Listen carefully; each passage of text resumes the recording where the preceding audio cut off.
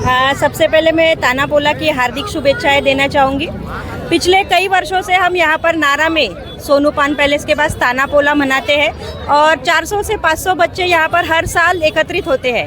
तो मैं उन बच्चों को धन्यवाद कहना चाहूँगी और उनकी माताओं का धन्यवाद करना चाहूँगी कि हमारी जो शेतकरी संस्कृति है वह आज भी जीवित है और माताएं जो है माता बच्चों को सजा कर लाती है, शेतकरी बनाकर आती है। अलग अलग वेशभूषा में बच्चे यहाँ पर आते हैं और मैं उन सभी को धन्यवाद देना चाहूँगी और ताना पोला की हार्दिक शुभेच्छाएं देना चाहूँगी।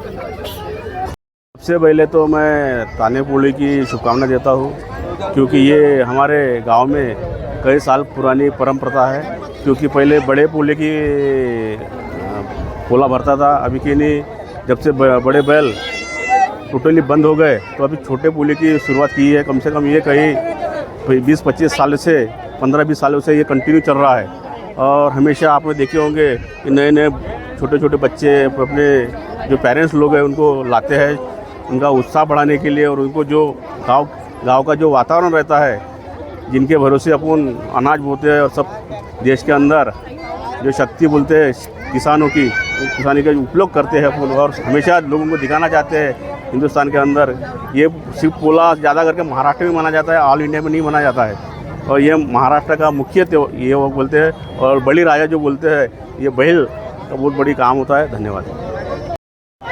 आज का इस ताना पोला इस अवसर पर सर्वप्रथम मैं इस ताना पोला की सभी नारा के रहवासियों और सभी गाँवकरियों को बहुत बहुत शुभकामनाएं देता हूँ, बहुत बहुत बधाई देता हूँ। पिछले कई सालों से ताना पोला का कार्यक्रम छोटे बच्चों के साथ हम लोग बड़े धूमधाम से मनाते हैं। ये एक ऐसा कार्यक्रम है जिसके अंदर में खेतों के अंदर में हल चलाने वाले बैल, गाय, इन सब की पूजा की जाती है।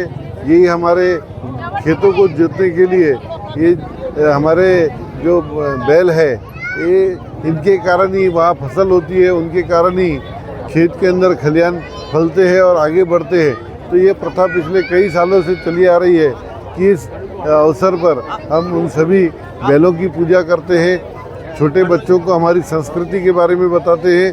वो बच्चे अच्छे तरीके से अपने खिलौने वाला बैल जो है उसको सजाकर गांव के चौक पर लेके आते हैं और सभी बच्चे एक तरीके से प्रतियोगिता के रूप में खुद भी तैयार होते हैं, उत्सव भी मनाते हैं, घर भी सजाते हैं और उसके साथ साथ एक तरीके से उनको हम लोग बख्शीश देकर उनका स्वागत भी करते हैं। और ये प्रथा कई सालों से चली आ रही है। आप देखो, ये मल्हार के रूप में हमारा एक बच्चा यहाँ पर मावड़ा बनकर यहाँ पर आया है और धूमधाम से कार्यक्रम पिछले कई सालों से हम लोग मनाते हैं और गांव की प्रथा है ये, तो निश्चित तौर पर उसको धूमधाम से मनाते हैं। उसकी मैं फिर से आपको बहुत बहुत बधाई देता हूँ।